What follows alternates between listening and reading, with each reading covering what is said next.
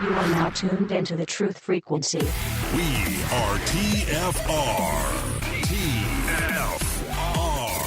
Truth Frequency Radio. The heavens rise to an immense height in the form of a tent that is spread out, and mortals stand beneath it. Extremity is below, and its center is above. This is the form of the heavens. Their extremity is below and their center above, so that all God's creatures, as it were, sit beneath it as in a tent, as it is said. He spread them out as a tent for dwelling therein. The Chronicles of Jeremiah, Book 1. Welcome, friends. I'm your host, Zen Garcia. This is Secrets Revealed here on Truth Frequency Radio. I thank all of you for taking the time to join us this evening, and we appreciate your patronage and the fellowship that you share with all of us.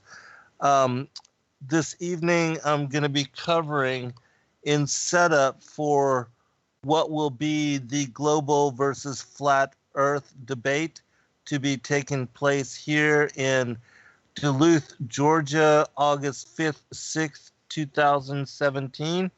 That if you are interested and want to know more about this particular event, I will post a link into the chat room for those of you that may be still thinking about coming and joining us. I do believe that there are still a few tickets remaining. And if you don't know what I'm talking about, the Danoon Institute of Biblical Research presents this summer 2017 conference here in Duluth, Georgia, and it will be hosted by the Israeli News Live, both Yana and Stephen Ben-Nun, and it will be a debate. The highlight of the conference is a debate between myself, representing the geocentric flat Earth cosmology, against Dr. Stephen Pidgeon of the Sefer Publishing Group, and he will be presenting a heliocentric worldview. And there will also be, Stephen will also be speaking about Middle Eastern prophecy on the morning of the 5th. And Laurel and Yana will be talking about both the vaccine toxicity as well as transhumanism. And so it should be a very interesting conference and most certainly a cordial discussion on whether the scriptures support a geocentric biblical flat earth or that of the Darwinian Copernican heliocentric solar and planetary system, as we have been taught and indoctrinated into since very early on in our lives. That I remember even in elementary school, children gathered around a globe and learning from the globe about the world. And so the indoctrination certainly goes back to very early in all of our lives, and that even as so many people have very elaborately presented, the cartoons and things, the educational programs which children watch, it most certainly affirms this bias, and that we are all, before we ever reach the stage in our lives where we can challenge or question the assertions of such worldview, that that most people never ever reach that point. And so all through our lives, even into adulthood, we just assume that all that we have been taught by the educational and science and astrophysicists, NASA, that all of that is correct in its postulations. And it's only been recently, the past 3 years, that second guessing all of that indoctrination and looking into the affirmations that that what the Bible actually teaches is that the earth is a flat circular plane and covered over by the solid structure of the vaulted dome, and that together they form, as I open with the very beginning, the quotation, they form, even as Isaiah says in chapter 40, verse 22, these two structures, the circle of the earth and the heavens spread as a curtain above it, they take on and form in shape what is described as a tent or a tabernacle, where the circle of the earth creates the floor of such structure, and the heavens, the walls and the ceiling of this arch structure. And so this evening I want to talk a little bit about a few of those things. And also to set the premise for what is the release of my newest book, Paradise, the Sides of the North, and the Mount of the Congregation, which, if you don't and are not familiar with that particular passage, it comes from Isaiah 14, Isaiah chapter 14. And in my opinion, the reference to these sides of the north, once understood, it helps you to determine where the Most High God has established his throne and heavenly temple. And that is the premise for this particular book. The revelations that I share within it, which I will touch upon some of that this evening. and also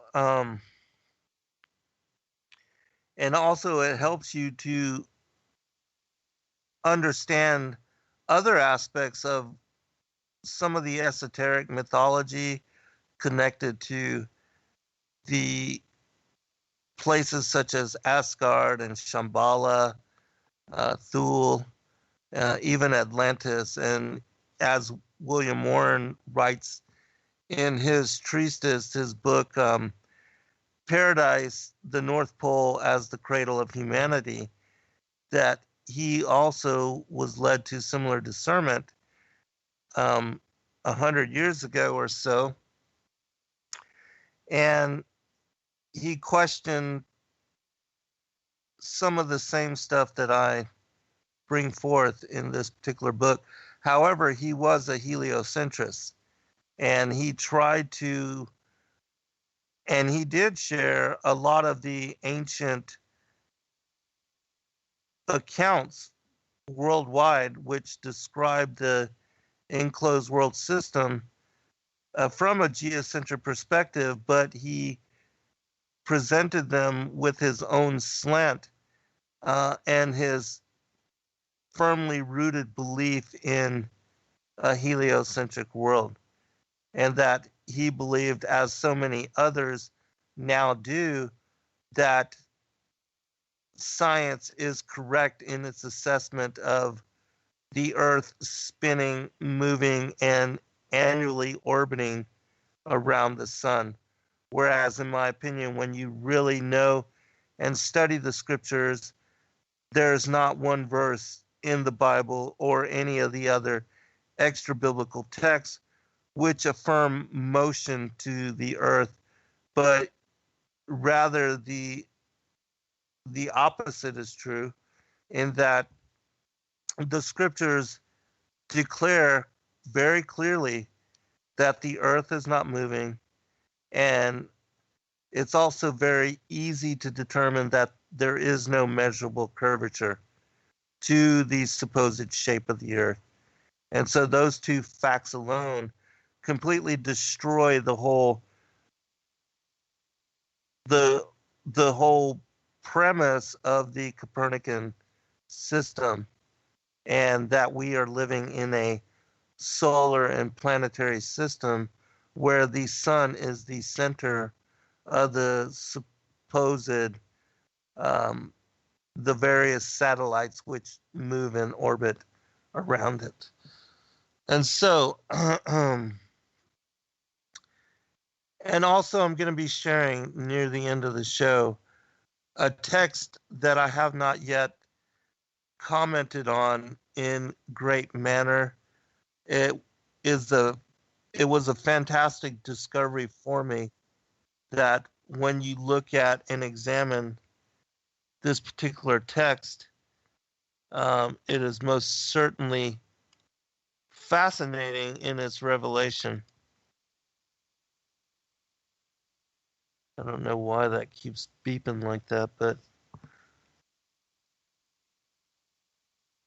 if I do find something as to the cause for it doing that, I will certainly close that out. But okay, so this evening, I guess I'm going to start with kind of an article that I released on my Facebook page on chapter 16 of this new book, and it's called The Abysmal Chasm. And sharing from this, it will set the premise for where Jacob's ladder is, and also explain the electromagnetic nature of this enclosed world system and how the toroidal field that we see in the primer field experiments, where there is an opening, a vortex leading both upward into the heavens, the various levels of heaven, and there's also one that leads down into the interior of the earth, and this is the gateway of Sheol and passage which leads into the bottomless pit, or what we call in the scriptures the abyss. And so let me get my place here, and then we'll examine this. And in this particular book, I begin the whole premise laying the foundation for what is described in the rabbinical commentaries, and also specifically the 4-book set called The Legends of the Jews, written by Louis Ginsburg, who compiled the Haggadah and the Mishnah and other ancient rabbinical commentaries describing the Hebrew cosmology. And looking at and examining these particular texts, it speaks about the earth being the meeting place, the gathering place for both the place of merger for the heavens above and also Sheol below.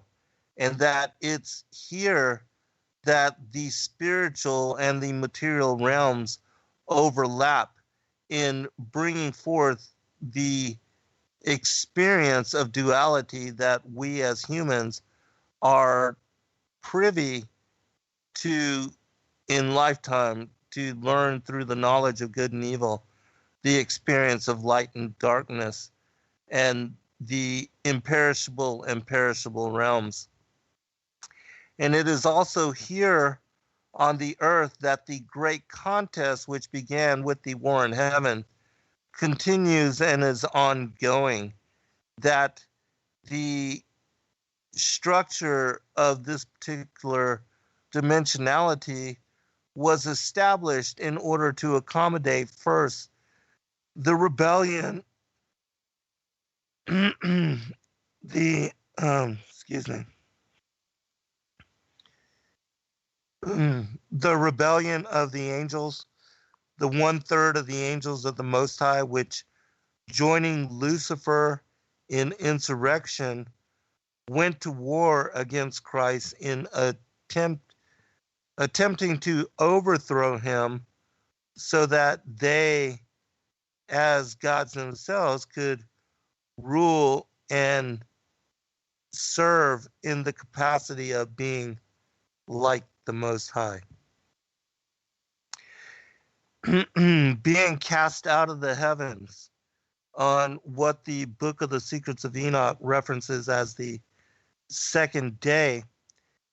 It is on that day also that we see the earth being destroyed during the war in heaven and becoming without form and void, is recreated, reconstructed, and on the second day, the firmament, which is a solid structure according to the Hebrew cosmology,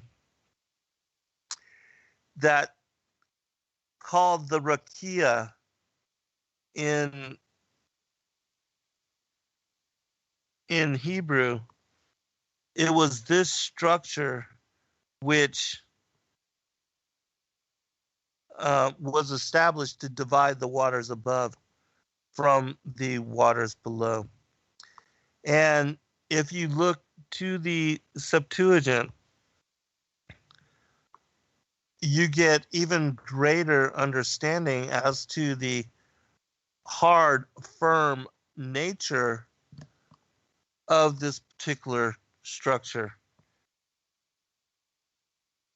Even in the Wikipedia, when you look up the terms for biblical cosmology, it declares that the ancient Israelites envisioned a universe made up of a flat disc-shaped earth, floating on water, the heaven above, and the underworld below.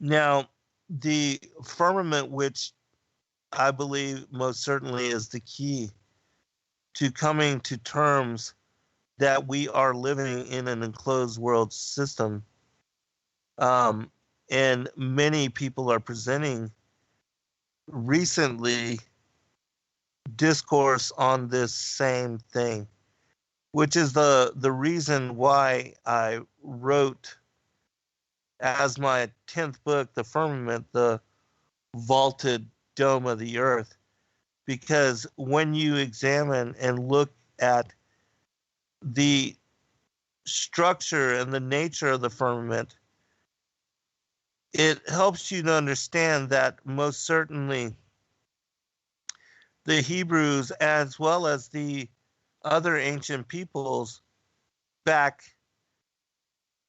1,000 years ago and prior to the heliocentric acceptance of the heliocentric worldview, that all the ancient peoples believed that the firmament was a solid structure. And so, as I said, even in the Septuagint, the word that was chosen to characterize the firmament is the word stereoma.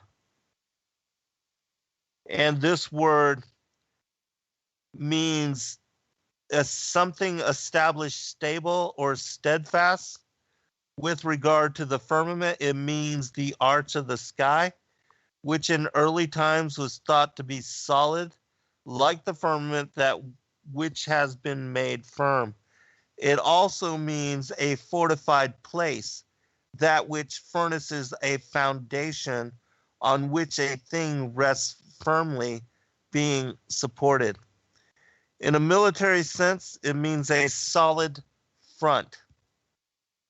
It is derived from the Greek word G4732, stereo, which means to solidify, confirm literally or figuratively, establish, receive strength, make strong, firm, or solid, strengthen, make strong. This word stereo is derived from the Greek word G4731, stereos, which means stiff, solid, stable, literally or figuratively steadfast, strong, sure, firm, immovable, solid, hard, or rigid. Even the Jewish encyclopedia says of the firmament, the Hebrews regarded the earth as a plain or a hill, figured like a hemisphere swimming on water. Over this is arched the solid vault of heaven. To this vault are fastened the lights, the stars. So slightly is this elevation that birds may rise to it and fly along its expanse. Augustine wrote that too much learning had been expended on the nature of the firmament. Quote, we may understand this name as given to indicate not it is motionless, but that it is solid. He wrote, St. Basil argued for a fluid firmament according to St. Thomas Aquinas. The firmament had a solid nature and stood above a region of fire wherein all vapor must be consumed. I would add also that the even Flavius Josephus, he makes mention of the firmament as a crystalline structure. In the Chronicles of the Jews, in the Chronicles of Jeremiah, it is said to be 3 fingers thick, solid, and impenetrable, which I'll share some of these as we go further into this discourse. But I want to read the Legends of the Jews, as I said, which is based on the rabbinical commentary. It says this of the heavens and the earth. Though the heavens and the earth consist of entirely different elements, they were yet created as a unit, like the pot and its cover. The heavens were fashioned from the light of God's garment, and the earth from the snow under the divine throne.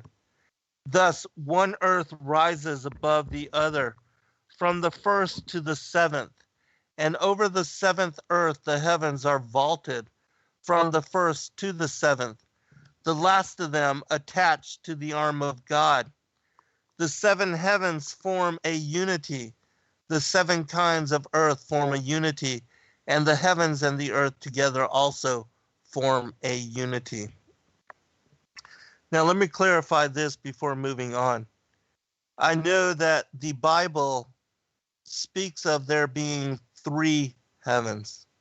That the first is the lower atmosphere, the second, what science calls outer space, and then the third heaven is the region above the vaulted dome, where both paradise, as Paul alludes to in 2 Corinthians, that paradise exists with the heavenly temple and the throne of the Most High God, situated above and on top of the very center of the vaulted dome of the earth.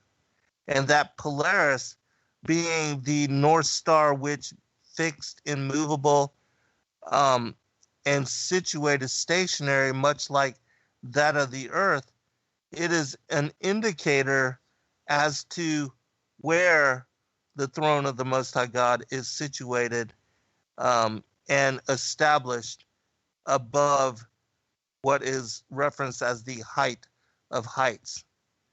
But as I said, the commentaries and other aspects of different cosmologies speaking about the heavens and the earth, they will sometimes, as does the ascension of Isaiah on these seven heavens, a discourse that describes there being seven heavens, that the two heavens below the vaulted dome, the reason they are sometimes asserted or described as being seven heavens is because the lower heavens below the vaulted dome, again, they are divided into seven concentric rings.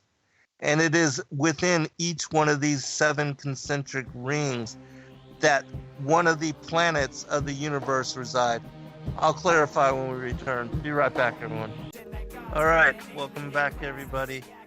I'm going to continue reading to set the premise for what I'm going to be discussing from the Legends of the Jews. And I do recommend, if people have not heard or read these particular books, they are greatly informative. You can find them freely available on the internet. Just look up Legends of the Jews by Louis Ginsberg, especially the first book, as it deals with the first 7 days of creation. It explains and helps you to understand how the cosmology was established by the Most High God, and that there are these, again, the seven heavens, the division of the heavens into seven, these seven concentric rings, and it describes the seven planets of the universe, which are not the planets that we are taught by the heliocentric Copernican worldview, that that all of these planets revolve around the sun. But the seven planets are actually the sun, the moon, Mercury, Mars, Venus, Saturn, and Jupiter. And it is on these seven different levels, these seven concentric rings, that each of these luminaries are put into place, and that the stars are also scattered in the uppermost vault of heaven. And some say that they are affixed to the solid structure of the firmament. There's even a story in Johann Eisenminger's The Traditions of the Jews, which dates back to the 1700s, that speaks about the structure of the firmament revolving, and which is why we see that the stars being affixed to it, we see all of them moving in tangent together. Which, again, I'm not affirming that that is the way that it is. I'm just letting you know what some of the ancient mythologies say. It is interesting to me, however, that watching the time-lapse photography of the movement of the celestial luminaries over the course of an evening, that they all move at the same velocity, the same rate of speed and rotation and revolution. And so, very interesting to say the least. All right, so I'm going to just try to go through this.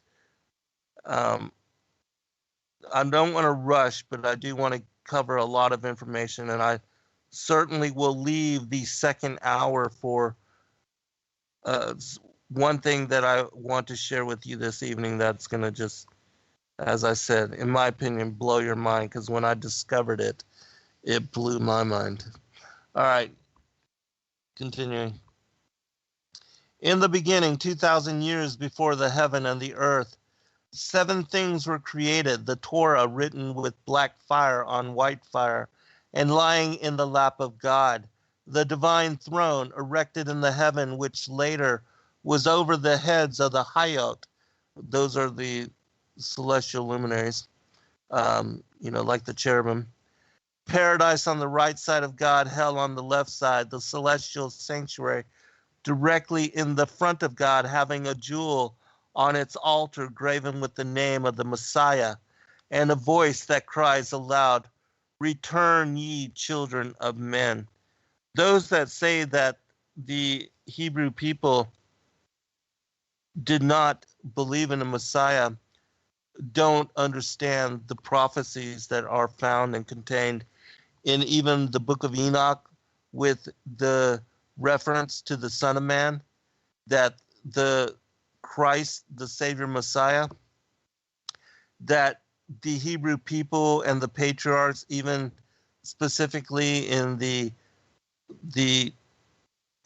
Testament of the 12 patriarchs, which has the sons of Jacob, that became the 12 tribes, they all knew about and alluded to the coming of Christ and how he would be born of a virgin, and that he would be crucified, and that he would rise and ascend, that he would defeat death and also free the patriarchs which were in bondage in Sheol.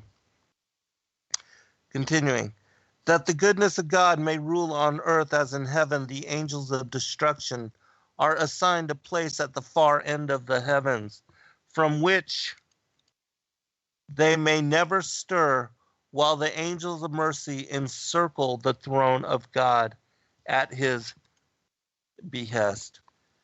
As we see, as I mentioned earlier, that Polaris, the North Star, being immobile, fixed, and stationary, and it being an indicator for where God's throne is established in what Lucifer says, the sides of the north, above the Mount of the Congregation.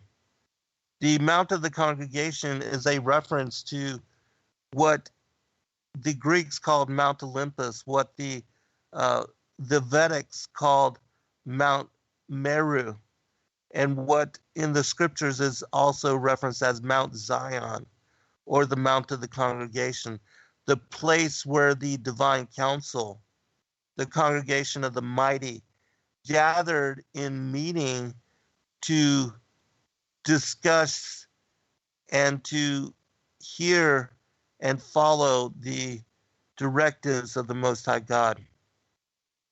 And this place is centered directly above the North Pole, because that's where Polaris is indicated and located. And above Polaris is where the Most High God has seated the heavenly kingdom.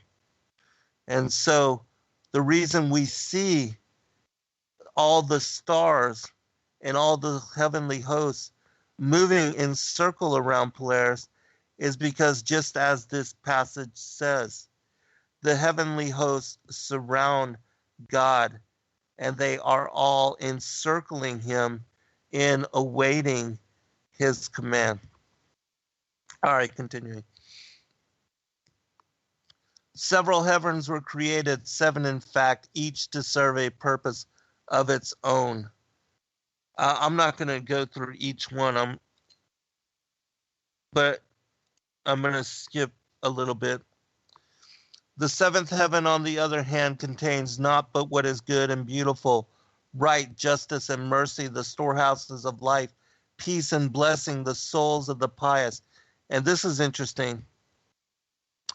The souls and spirits of unborn generations, the dew with which God will revive the dead on the resurrection day, and above all the divine thrones, surrounded by the seraphim, the Ophanim, and the holy Hayat, and the ministering angels. And so, as I have taught and as I have shared, we pre-existed with the Most High God prior to incarnating into flesh form and being born of human body. That we were with God, and that Christ knew us before the foundations even of this world. And that even the ancient Hebrew commentaries, they also express this, as it says here, the souls and spirits of unborn generations are with God, and it is these souls which are appointed to be born and to come into the flesh over what is the course of this 7,000 years of what is the second world age. All right, I'm going to skip because I want to get to this part, and this is talking about the 7 layers of the earth, and then we'll describe also the 7 levels of Sheol, the 7 layers of hell, because, as I said, there are 7 heavens. It even describes the earth as being in 7 levels. Not that there are 7 different earths or 7 different places or worlds, but that the earth is in 7 levels, and it joins in union the heavens above and Sheol below. And in this particular book on paradise, I do a lot of research on what is described as the north. And even when you look up that word north in the Hebrew, it means the secret place, the hidden place, the place where, like a mystical place, where the Most High God has established himself in secret. And again, even the word the north, it gives allusion to where God has established his throne. All right, continuing. It says this about the north. To the north are the supplies of hellfire, of snow, hail, smoke, ice, darkness, and windstorms, and in that vicinity sojourn all sorts of devils, demons, and malign spirits. Their dwelling place is a great stretch of land. It would take 500 years to traverse it.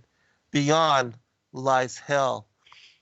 In my opinion, and as I will show, there is a entrance in the north which leads into the bottomless pit, into the great abyss, into the abysmal chasm.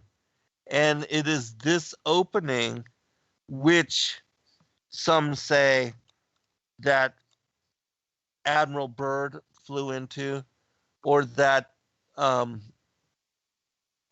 forget their names, but the 2 fishermen featured in the Olaf Janssen in the book The Smoky God, that they were able to sail into this particular hole, and going into the interior of the earth, they met a group of giants which had advanced technology, as Admiral Byrd also postulates in his diary.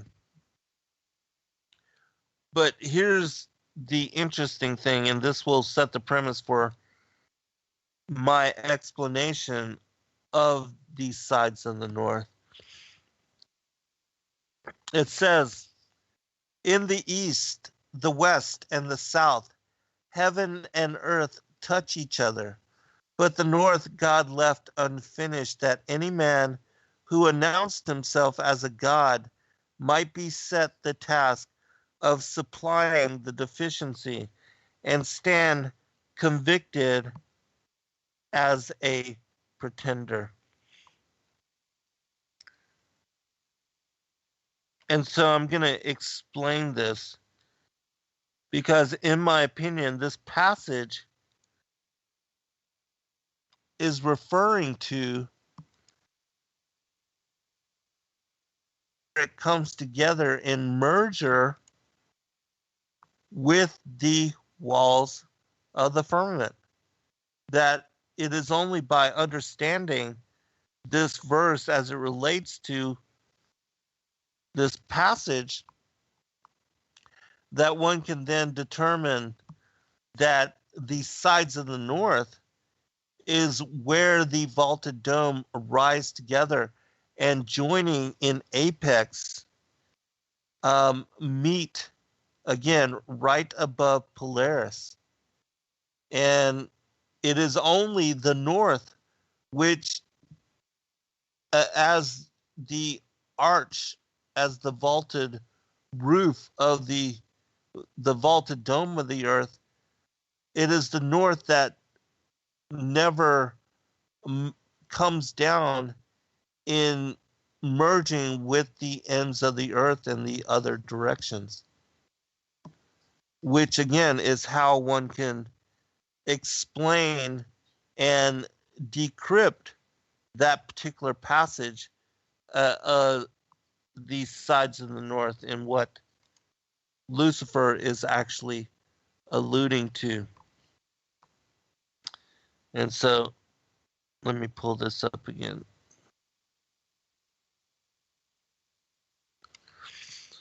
All right, this is what I wrote about this particular passage.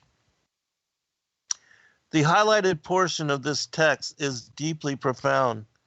I believe the verse, in the east, the west, and the south, heaven and earth touch each other, but the north God left unfinished, to be tied precisely to what Lucifer alluded to in Isaiah 14 as these sides of the north, and location for the mount of the congregation. The reason I say this is because the north is the only direction that the vaulted dome of the earth rising in apex does not in any way meet, touch, or join in merger with the earth as described and linked with the other three directions. This same concept, I believe, to be asserted in Amos 9:6's description of how the vaulted dome binds together as connection the heavens and the earth. The one who builds his upper chambers in the heavens and has founded his vaulted dome over the earth. He who calls for the waters of the sea and pours them out on the face of the earth. The Lord is his name. This premise is elaborated upon in even greater detail and precisely in this same context within the following passages. All three verses describe precisely how an arched roof like those seen in European cathedrals, rising toward the center, have their weight fastened in distribution toward the outer perimeter of the eastern, southern, and western ends. In this case, the Earth's outer circumference is described as merging with the Antarctic ice wall. If this wall does indeed represent the furthest boundary or outward ring which encloses the ocean's basin, encapsulating in union the walls with the walls of the firmament. Now, the two passages that I'm going to read here affirm exactly what I'm alluding to in this particular verse. And remember, it's only the south, the east, and the west that the walls of the firmament join in merger with the outer circle of the earth. It says this: wherefrom were the heavens created? From the brilliancy of God's covering, which he took up and spread as a garment. And the heavens went up extending until he said unto them, be stayed, and they stopped. Whence was the earth created? From the snow beneath the throne of glory. God took it up and scattered it upon the waters. Then the waters were congealed and became the dust of the earth. As it is said, for he says unto the snow, become earth. For he says unto the snow, become earth. The boundaries of the heavens touch the waters of the ocean. For the waters of the ocean, Oceanus, flow round the extremities of the heavens and the earth, and the extremities of the heavens are spread upon the waters of the ocean, as it is said, who layeth the foundations of his upper chambers in the waters? The heavens rise to an immense height in the form of a tent that is spread out, and the mortals stand beneath it. Their extremity is below and their center above, so that all God's creatures, as it were, sit beneath it as in a tent, as it is said. He spread them out as a tent for dwelling therein. 4 winds were created in the world, the winds coming from the east, south, north, and west. From the eastern corner the light of the world goeth forth. From the south the dews of blessing descend upon the world. And from the west emanate the stores of snow, hail, cold, and heat, and rains.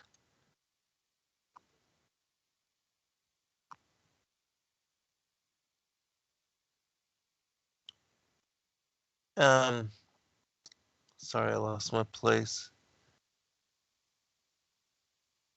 And rains for the benefit of the world. The north corner of the world he created but did not complete, for he said, whoever declares himself to be God, let him come and finish this corner which I have left, and then shall all know that he is a God. There the demons, earthquakes, evil spirits, and shadim, which those are the evil spirits, dwell, and from there they come forth to the world. As it is said, out of the north evil shall break forth. Now, these particular verses, the north and the evil that is connected there, as I said, there is a gaping hole which leads into the hollow interior of the earth, and that it is there that the locust army, the giants, are currently imprisoned, and that at the end of days, when the wrath of God is poured out on the wicked and those not written into the books of life, it is these armies, these supernatural forces, which will be released from this place in the north, and they will bring destruction and death to those not written into the books of life.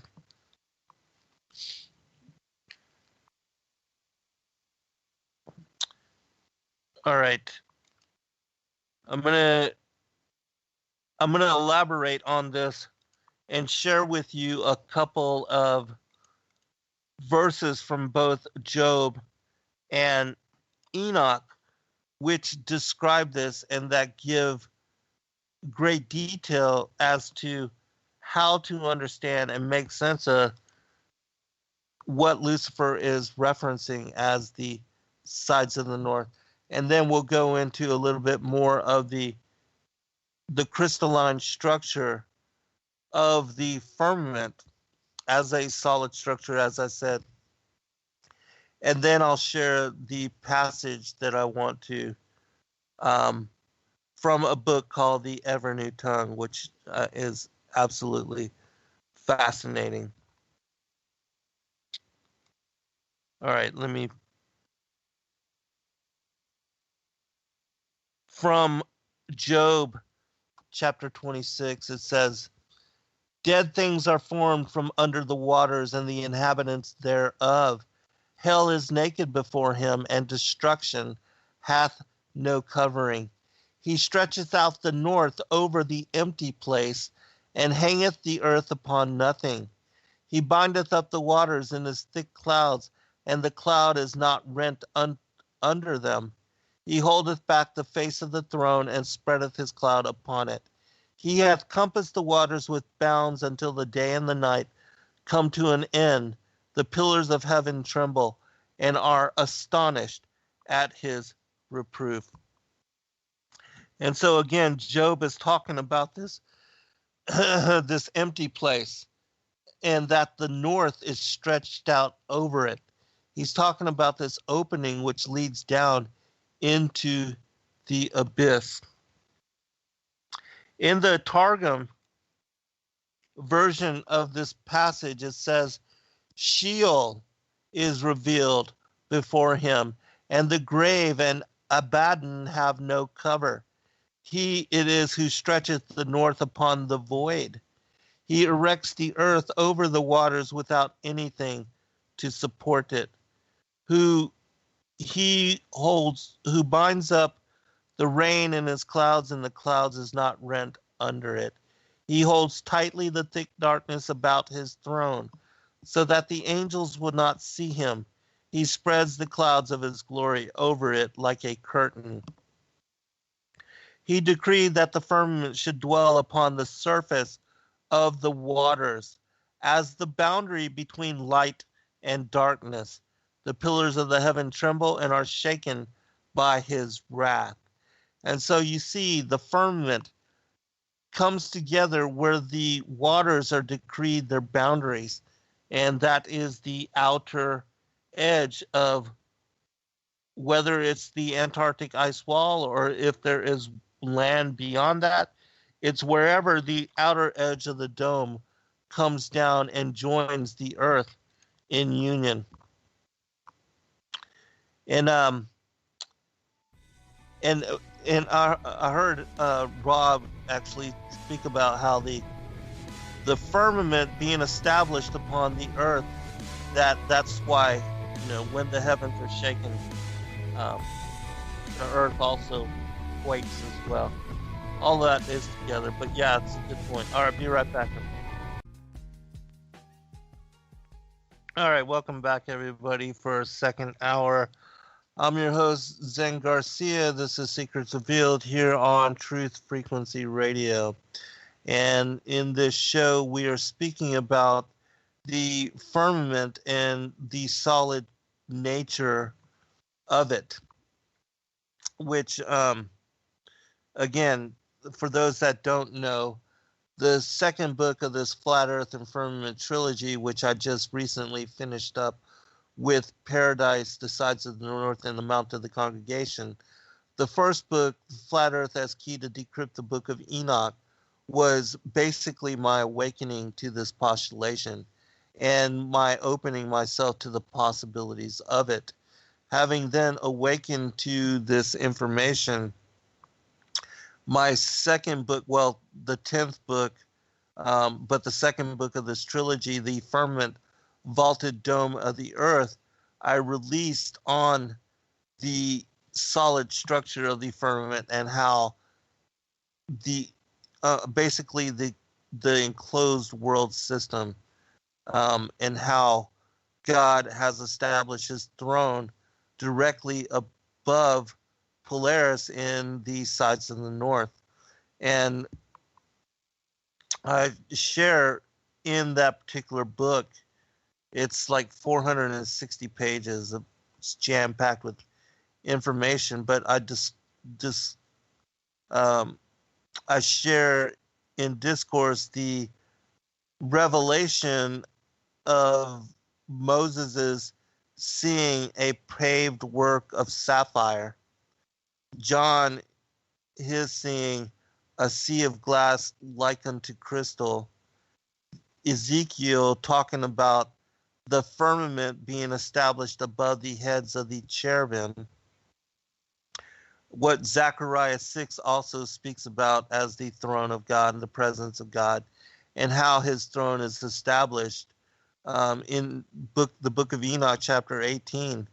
It speaks about the crystalline walls and the crystalline habitation, and how the Most High, the bright presence of the Most High, seated on his throne, that his throne is established on the top of the vaulted dome, or what Enoch calls in chapter 89 the lofty roof of the world. And so I'm going to share with you a few of the verses. This is also, for those that were interested in what I was reading from previous to the break, I was reading from a text called the Chronicles of Jeremiah, which we will be releasing very soon from Sacred Word Publishing in larger font, because you can only find it in very small font as of right now. And also, we are about to be releasing the Book of the Bee, which is another book that parallels the entire description of the Genesis narrative on the timeline of creation. Which in this book, one of the things that I did was I brought forth the Genesis creation story from not only the King James, but the Targum, the Jewish Bible, which speaks of the firmament as a dome, the Book of the Secrets of Enoch, the Book of Jubilees, from Flavius Josephus. And I know there's probably a couple other sources that I'm not alluding to, but I'm going to just read this anyways. It says, the divine presence of God sits in the center on a high and exalted throne, which is exceedingly majestic and is suspended above in the air, and the appearance of its glory is like unto a carbuncle. One half of it is of fire, and the other half is of snow. A resplendent crown of glory rests upon his head, and upon his forehead is written the ineffable name of God. His eyes overlook the whole earth. On his right is life, on his left death. A scepter of fire is in his hand. A curtain is spread out before him. And the 7 angels which were created first minister before him beneath the throne of glory. It has the appearance of sapphires. Fire plays round about it. Righteousness and justice are the supports of his throne. Clouds of glory surround it, and the wheel, the ophir, the cherub, and the holy creatures sing praises unto him. The throne is like sapphire. It stands upon 4 legs, and 4 holy creatures are attached to it. On each side are 4 faces and 4 wings. As it is said, there were 4 faces, which were the 4 angels. When he sits upon the throne, high and exalted, and looks round the earth, his chariot being upon wheels, through the noise caused by the wheels of the chariot, lightnings and earthquakes are caused in the world. But when he traverses the heavens, he rides upon a swift cherub, as it is said, and he rode upon a swift cherub. When he hastens to do a thing, he flies upon the wings of the wind, as it is said, and he flew upon the wings of the wind. All right, this is a passage from Flavius Josephus. He says this: after this, on the 2nd day, he placed the heavens over the whole world and separated from the other parts, and he determined it should stand by itself. He also placed a crystalline firmament round it, and put it together in a manner agreeable to the earth, and fitted it for giving moisture and rain, and for affording the advantage of dews. And so you can see that the firmament is established as a solid structure, and that there's no getting around it. If you honestly examine the ancient cosmology and all the references by the Hebrews, the Greeks, and the others in discussing the nature of it, it is most certainly affirmed as being solid. Here's another interesting passage, and this one is from the Legends of the Jews. Also, the world resembles the ball of his eye. The ocean that encircles the earth is like unto the white of the eye. The dry land is the iris. Jerusalem, the pupil, and the temple, the image mirrored in the pupil of the eye.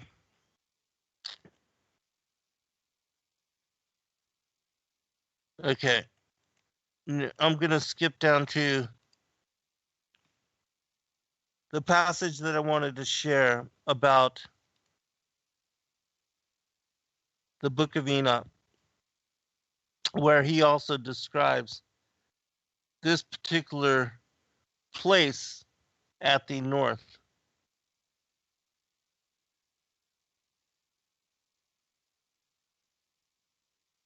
All right, let me get to this.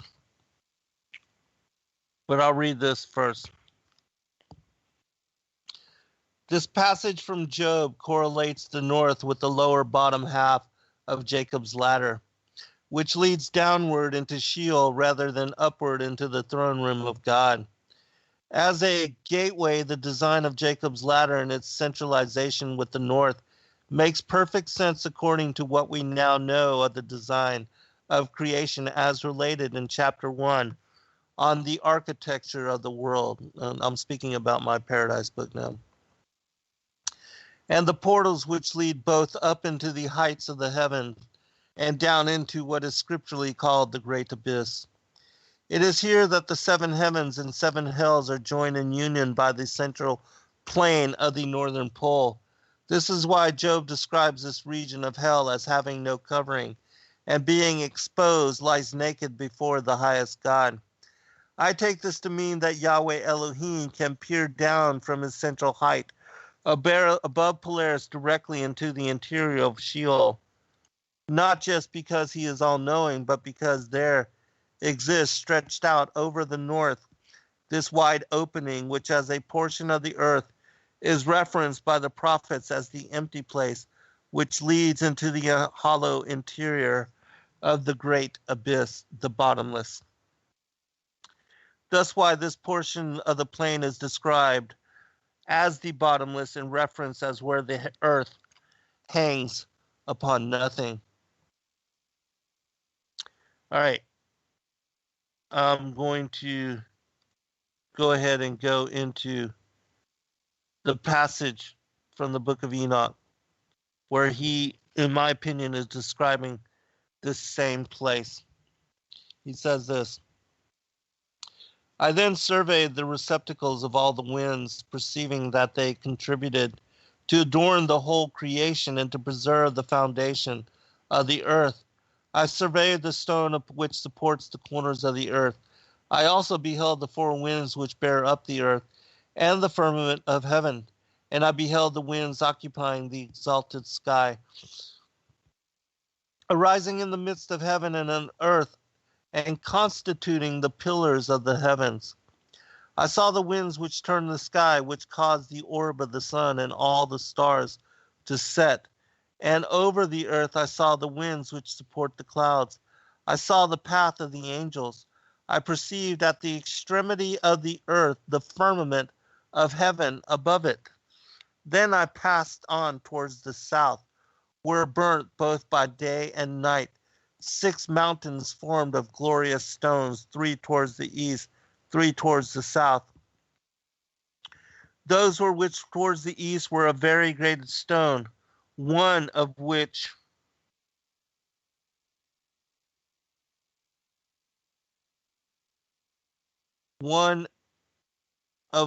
was of marguerite, and another of antimony. Those towards the south were of a red stone. The middle one, this is Mount Meru, or Mount Olympus, the Mount of the Congregation. The middle one reached to heaven like the throne of God, a throne composed of alabaster, the top of which was of sapphire. I saw too a blazing fire hanging over all the mountains.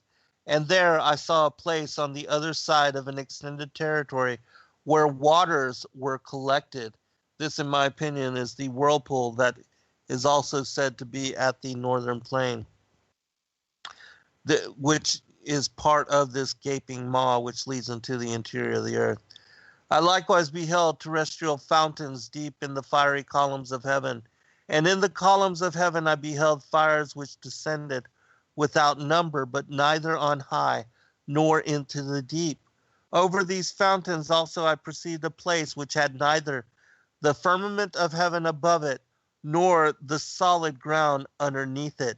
Neither was there water above, nor anything on wing, but the spot was desolate. And there I beheld 7 stars like great blazing mountains, and like spirits entreating me. Then the angel said, "This place until the consummation of heaven and earth will be the prison of the stars and the host of heaven." And so you can see that Enoch is also describing a place where there is a portal that leads upward to the throne of God and downward into the very interior of Sheol. There's so much more in my book about all of this, but I'm not going to read all that because I want to go ahead and go into this book that I had discovered from it's called the Ever New Tongue, and I want to be able to share enough of it and comment on it, and so I'll go ahead and go into this. But it's a fascinating, absolutely fascinating read. All right.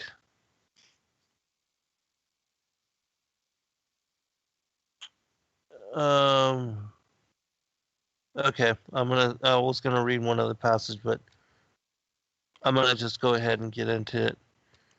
This is called, it's from an Irish biblical apocrypha, and I had never heard about it until recently when I was studying, just reading a bunch of little known apocryphal texts. And specifically, as I said, this is from the Irish Apocrypha, which not a lot of people have heard about, and many don't understand. There's a whole assortment of texts which are not included in the Bible or in any of the other apocryphal or pseudepigraphal texts. And this is one of those texts. And the reason it is called the Ever New Tongue, as I will share, is because of the Apostle Philip. I'm going to begin with verse 9. The sages of the Hebrews answered and said, "Let us know from thee thy name and thy substance and thy appearance." Somewhat was heard, the ever new tongue spake with an angelic voice.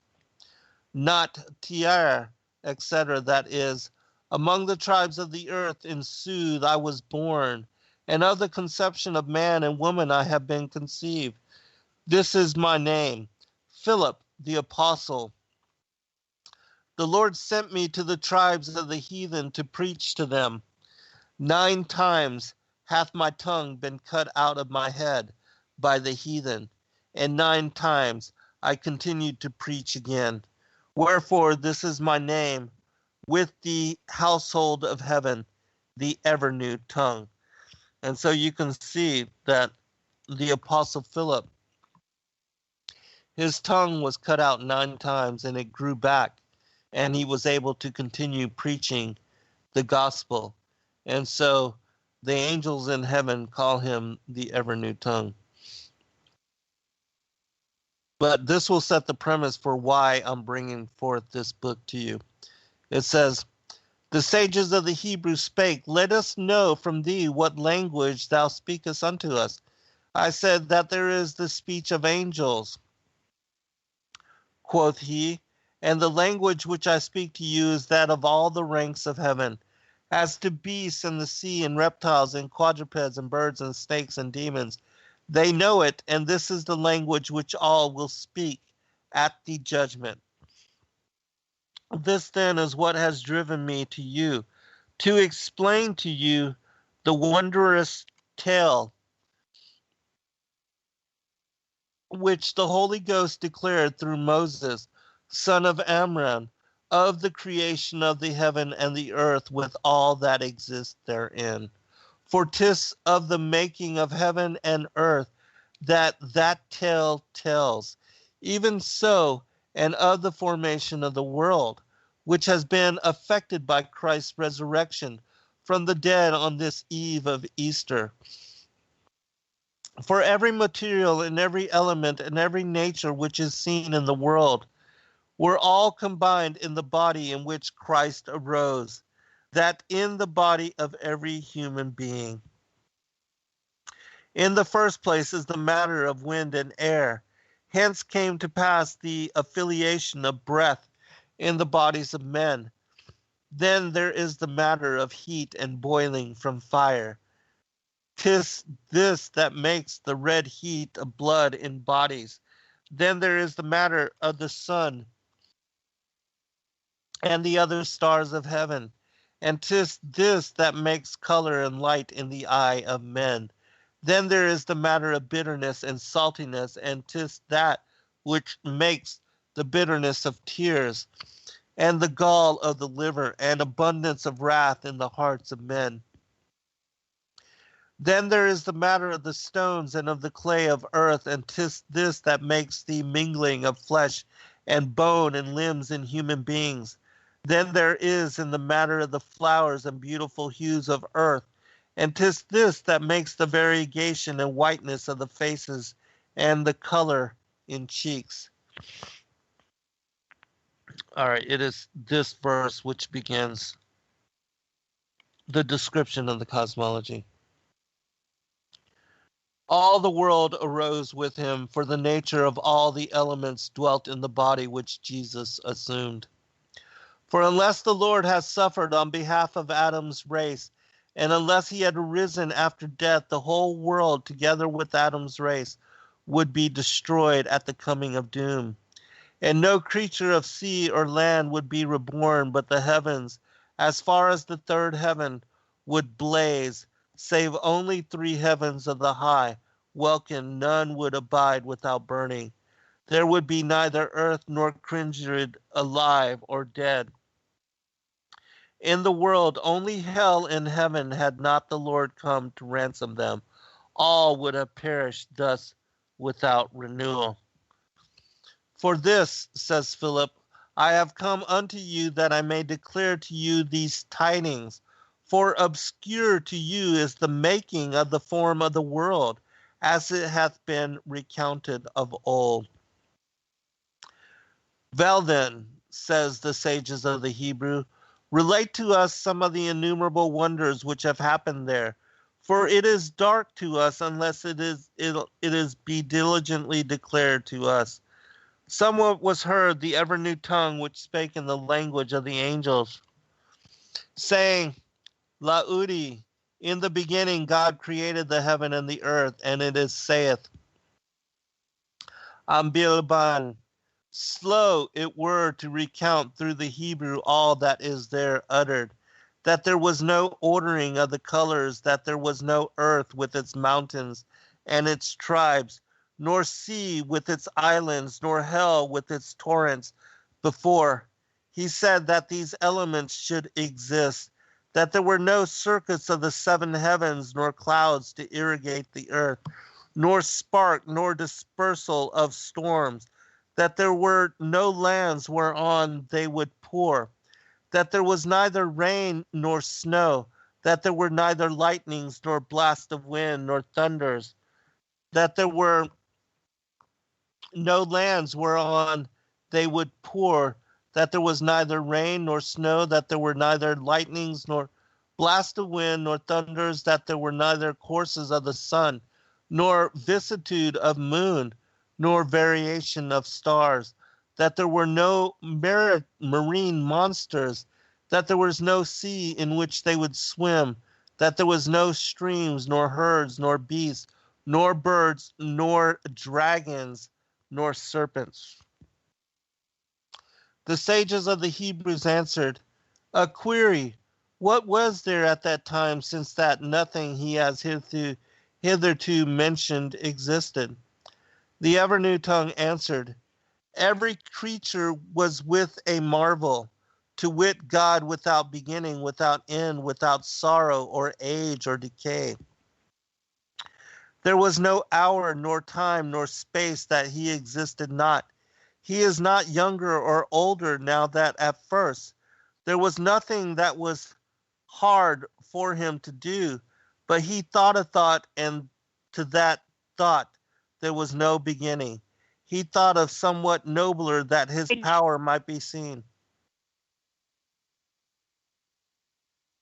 Are we at break?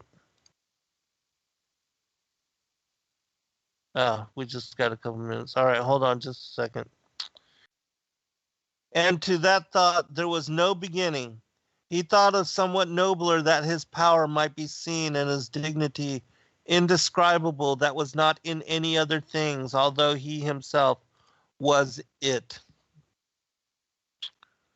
Suddenly, then after the thought, he created light. This was the light he created, to wit, the circuit of the celestial vault, with 9 ranks of angels.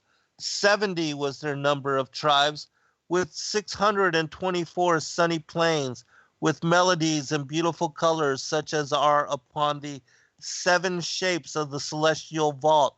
So in the same day he made the circuit of the shapes, to wit, the matter whereof the world was fashioned. For of the shape of the world God first made the shape of a round circle. So here again, the circle of the earth as described in Isaiah.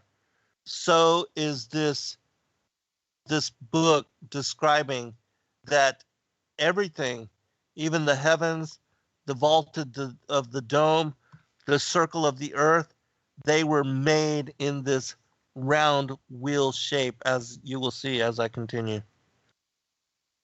Then said the sages of the Hebrews, tell us now diligently what arrangements are in the universe, for we are in ignorance and darkness concerning every one of them. The ever-new tongue answered, though ye see it not, tis in roundness everything created has been cast, according to the shape of the world. For 'tis in circularity of roundness the heavens have been made round about, and in circularity the 7 seas have been made, and in circularity the earth has been made, and in circularity of roundness the stars traverse the round wheel of the universe. All right, we'll pick it up when we return. All right, welcome back everybody for final segment. Again, this particular text that I am reading from, it is called The Ever-New Tongue, which even looking for it on the internet, it will be very difficult to find. In many of the Irish biblical apocryphal books that I have purchased to looking for the full document of this story, I've noticed that many of them only print a partial accounting. I want you to know, however, that I did publish it in full in the very last chapter of Paradise, of my new book on Paradise. And you can find it because it's so profound and it covers the creation in a manner that has not been explained anywhere else that I've seen. Of course, you know, Job, there's hints of the creation and the establishment of it in Job, and also the Book of Enoch. But in this particular text, the Apostle Philip takes you through every aspect of the creation from nothingness. Well, you know, there was never nothing. There was always the Godhead, the Holy Trinity. And it is from them as source and force for all things that the creation manifests.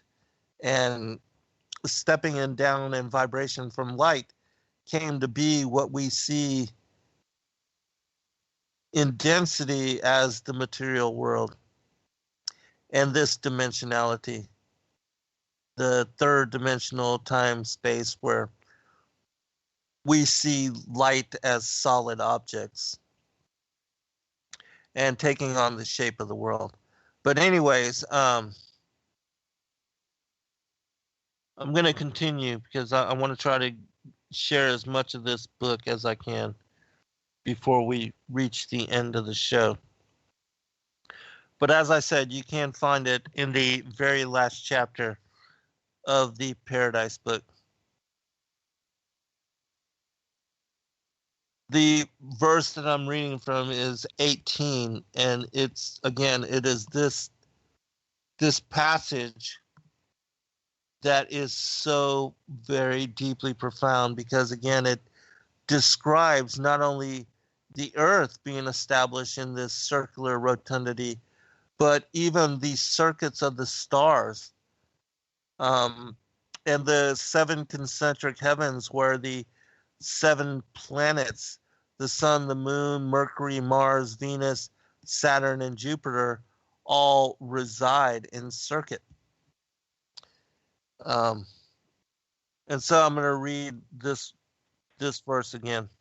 It says, "Then said the sages of the Hebrews, tell us now diligently what arrangements are in the universe, for we are in ignorance and darkness concerning every one of them." The ever-new tongue answered, though ye see it not, it 'tis in roundness everything created has been according to the shapes of the world. For 'tis in circularity of roundness the heavens have been made round about, and in circularity the seven seas have been made, and in circularity the earth has been made, and in circularity of roundness the stars traverse the round wheel of the universe. And in roundness of form the souls are seen after issuing from the bodies. And in roundness is seen the circuit of the high celestial vault. And in roundness is seen the orbit of the sun and moon. Reasonable is all that, for circular without beginning or end is the Lord, who hath ever been, who will ever be, and who made all those things. Therefore the world has been embodied in a round shape. Said the Hebrew populace, a question, what was there in the round multiform circuit which was the material of the universe? The ever-new tongue answered, there was, it said, in the orbital circuit the material of the universe, to wit, cold and heat, light and darkness, heavy and weightless, wet and dry, high and low, bitterness and mildness, strength and feebleness, roaring sea and noise of thunder, odor of flowers, chant of angels, and pillars of fire. All these then were in the round multiform cloud which was made of the material of the universe. And 'tis there that the stuff of hell was produced. For hell was not made at once, not until the archangel transgressed God's will and forsook the law of the king who had created him, together with the innumerable crowd of the angels. Till then, hell was not made, but its material was stored away in the round multiform mass out of which the universe was separated, with all the kindreds which exist therein. And if the angels whose sin had remained in the nature in which they had been created, and in the angelic radiance, the material of hell would have been turned into a beautiful bright kingdom, like unto the kingdom of the holy angels. And so, did you get that? He is basically telling them that if the archangel had not rebelled, and the 1/3 of the angels that joined him in insurrection had not transgressed and turned away from serving the Most High God, everything would have been a beauty.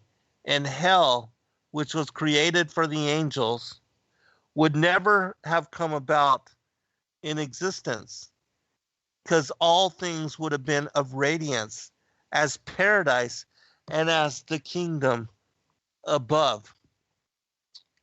But because of the transgression, because of their rebellion and the war in heaven.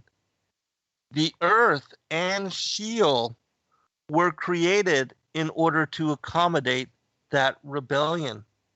And as it says in Psalms 82, that ye are the sons of God, but ye shall die the death of men and fall like one of the princes. It's speaking about Lucifer and the rebel angels which joined them, because when they were cast out, that's when death was brought into being. Because it was to Lucifer and the rebel angels that the sentence of death was levied upon them, that they would die the death of man, as it says in Isaiah 14, Ezekiel 28, that both of those chapters described how, and do describe how, Lucifer, the adversary of man, will die the death of a man, and that at the end he will be destroyed as if he had never been. This is why he is known as the angel of death, because it was his rebellion that brought death into being. And when he tricked Adam and Eve and caused them to fall from paradise, they joined him in being born, incarnated into this world of duality. And it is that sentence which has been levied upon all of us as well. And it is Christ coming into the flesh, dying on the cross, defeating death, and descending down into Sheol and freeing Adam and the rest of the righteous that were there in being held, that death was defeated, and that Christ rectified the fall and redeemed us to himself. And this is where we are given choice, that believing in the cross and believing in him, we are now all given chance for an eternity with him. Not just the millennial reign, but salvation forevermore with him and an eternal kingdom. All right, I'm going to continue reading here.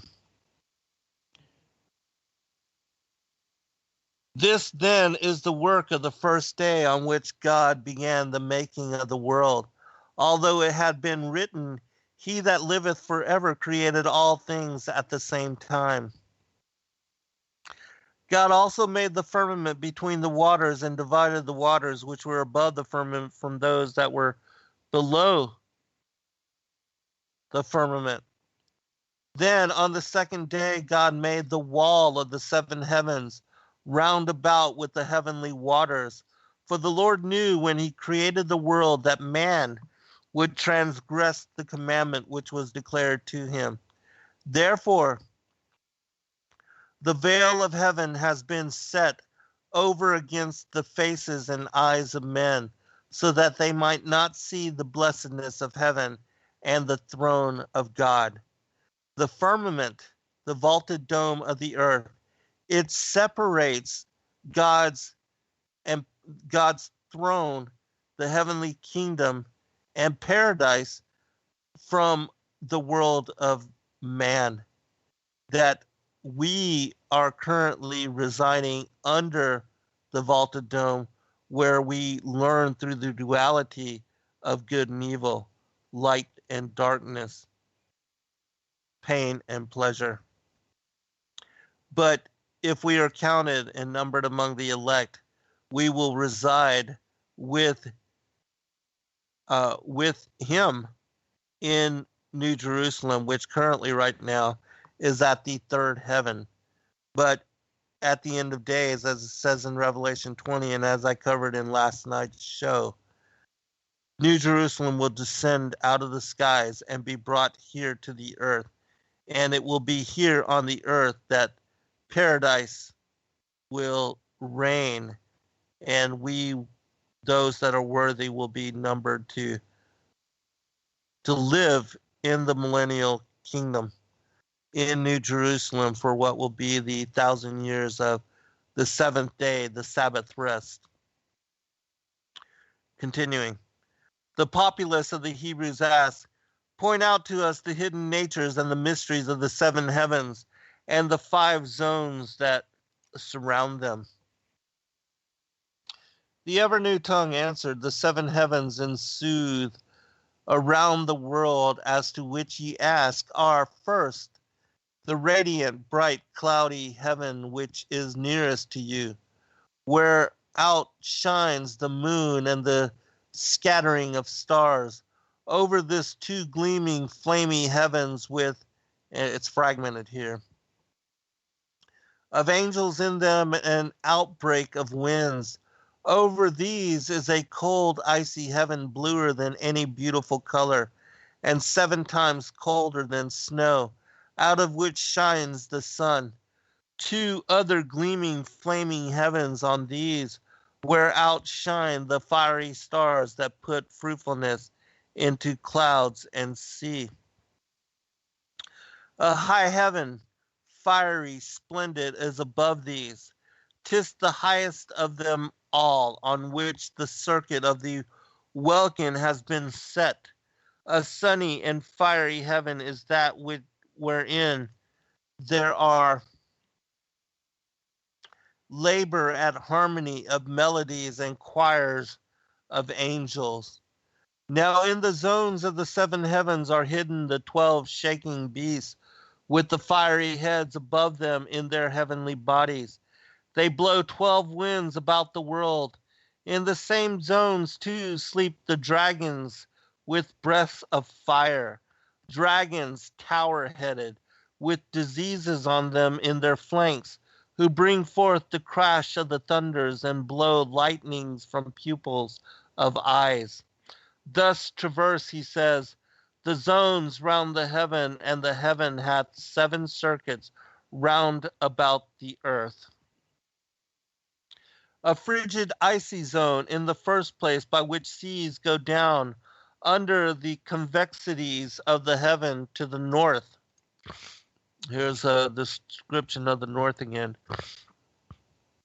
Because it is also in the north that Oceanus, which has its origin beneath the roots of the tree of life in the third heaven, that its waters are there purified, and it is these waters, these living waters, which spread from the throne of the Most High God, and then descend down through the windows of heaven to our realm, and as the clouds and as dew and moisture feed the land and nourish all the creatures and all the plants with the living waters that are basically like the blood of Christ. Another cold, icy zone which unites the beasts of the sea under seas and under the sides of the earth. To the south is the place where the 9 fiery pillars were put, to the south of heaven supporting it. A splendid zone, the great flame of the world's assembly, which nourishes many fruits of the earth, so that it rises around the world on its breast to the west. 2 beautiful, mild zones, which are the arenas of the animals that give cold and heat, and which cast abundance of diseases to the flanks of the earth on every side. On the 3rd day, God made lakes and many seas and many kinds of water and many forms of salt seas, and the circuit of the earth with its plains.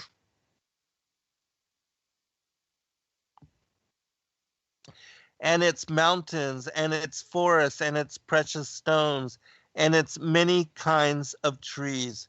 And so you can see again, on the 3rd day, the dry land was lifted above sea level.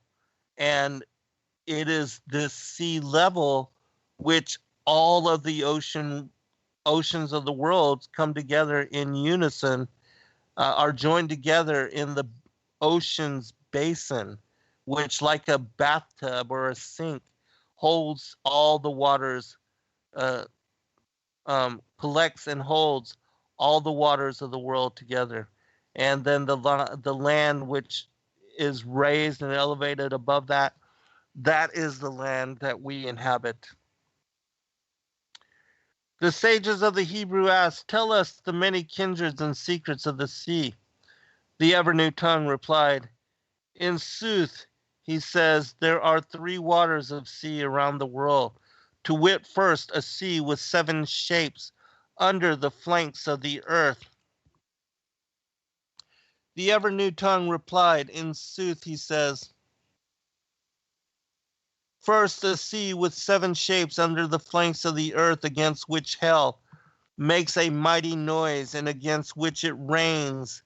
It raises a cry round the valley, an ocean green and luminous round about the earth on every side, which brings forth flood and ebb, and which casts up many fruits." It's, in my opinion, just like Job and Enoch described at the very center of the northern plain, this this whirlpool which every 6 hours sucks in all the ocean currents, all the waters of the world, and then 6 hours later spews them out in geyser. And that it's this tidal rhythm, this swallowing of the world's oceans and then spewing them out, which caused the tides, the tidal rhythm of what we see ebb and flow. And that this is what is being described here, because as it said in the stories of Odysseus on Charybdis that I read a few shows back, they describe Charybdis as a sea monster, this whirlpool that sucking in all the waters of the ocean, that it reverses course, and it is what causes the tidal rhythms. And that's why it's not the moon and its gravitational attraction which is causing the tides, but this particular giant whirlpool at the center of the Earth's plane.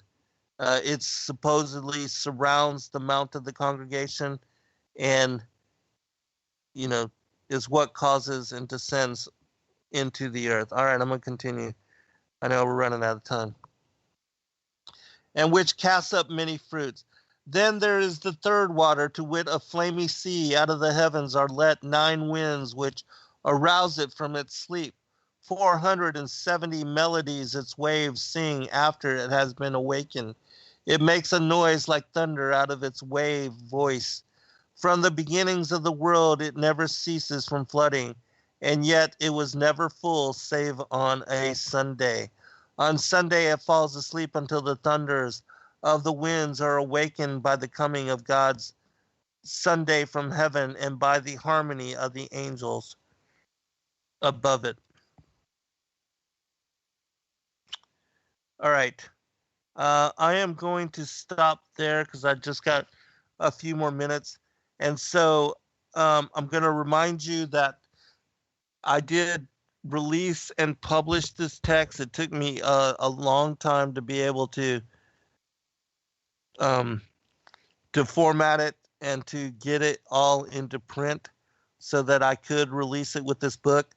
But when I first read it, I remember I was sitting outside in the front of my house, and it was early spring, and when I read what I read on the creation account in Genesis, and the description of the earth being made as a circle, and all the circuit, the luminaries moving in circuit, as we see, as it speaks about in Psalms 19, as we see in the time-lapse photography of the revolutions of the heavenly luminaries around Polaris, that all of these things, even the decryption of the Book of Enoch that I wrote about in the book on the courses of the heavenly luminaries, which talk about in 12 chapters the movements of the sun and the moon and the stars.